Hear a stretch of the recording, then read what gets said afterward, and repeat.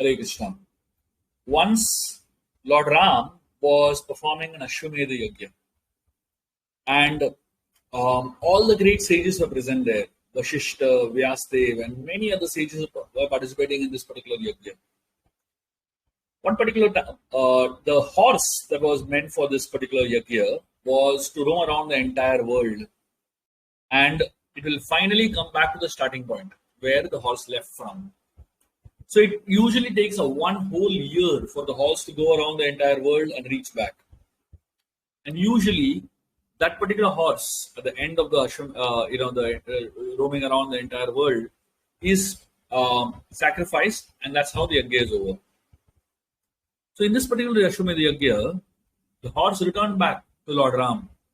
Finally, after the horse returned back, Lord Ram walked up to this horse and he touched the horse. As soon as Lord Ram touched the horse turned into a beautiful devata. And so the moment the horse turned into this beautiful devata, the devata offered obeisances to Lord Ram.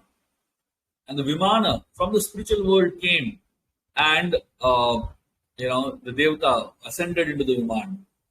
Lord Ram inquired from this devata, who are you and where have you come from? The devata explained that many years back in his previous life, he had committed a misbehavior to Durvas Muni, and he cursed him to be born as a horse. And when I took shelter of Durvas Muni, the devata explained that he actually blessed me that when Lord Ram touches me, I will be delivered. So finally, that particular devata, he went back to the heavenly planets. And everyone now who was present there, the rishis, the brahmanas, and all the ministers, everybody were concerned. They went to Lord Ram and they asked him, now how do we complete the yajna? The horse is gone. Sage Vashishta, he offered a solution. So even before Ram answered, Sage Vashishta told some of his disciples, go and get a ghee lamp. And all the disciples went and got a ghee lamp. They arranged for Aarti paraphernalia. And Vashishta took the ghee lamp and offered Aarti to Lord Ram. And he declared the yajna is complete now.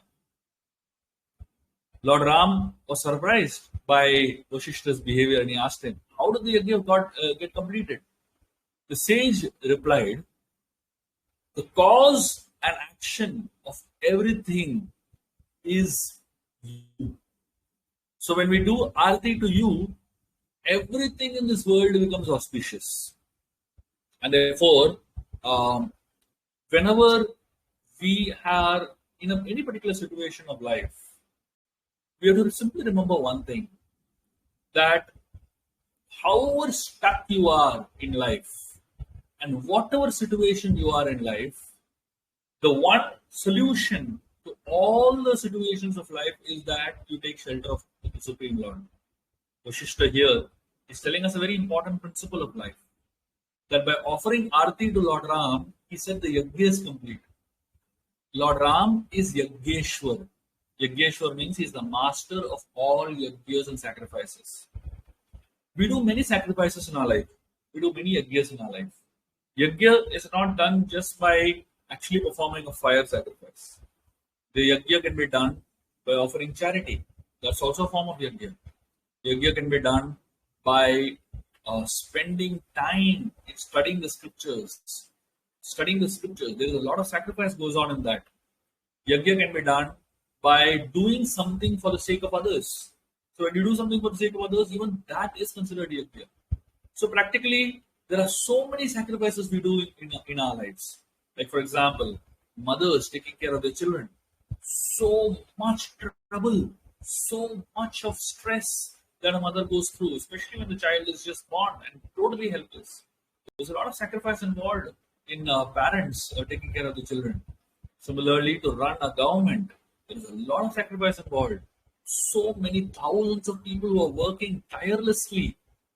If you go on the streets, there are people who are cleaning the streets constantly. There's a lot of sacrifice involved. So every single human being is performing sacrifices in some way or the other.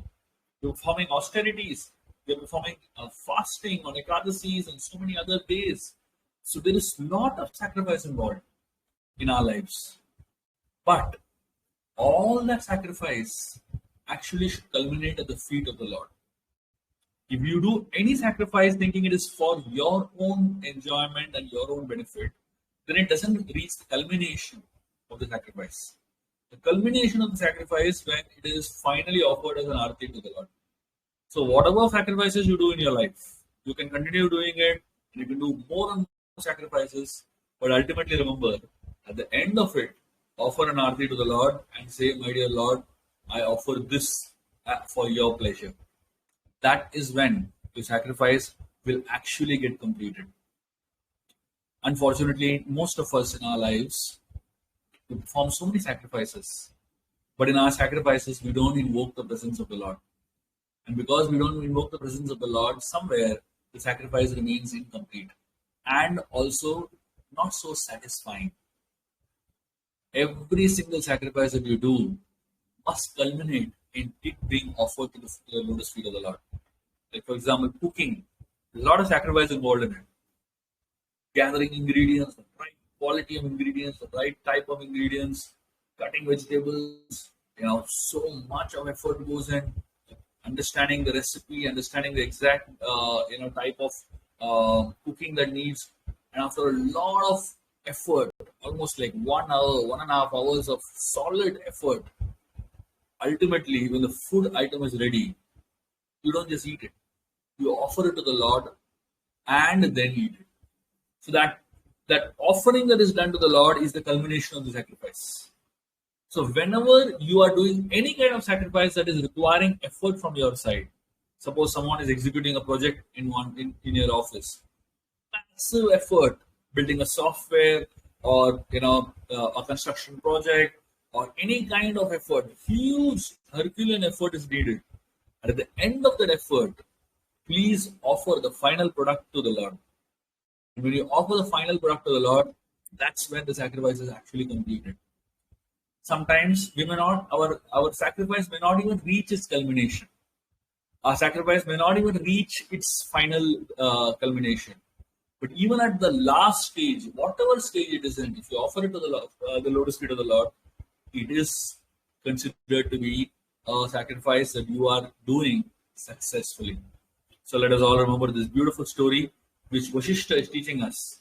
The horse is gone, the Ashwamedha technically cannot happen.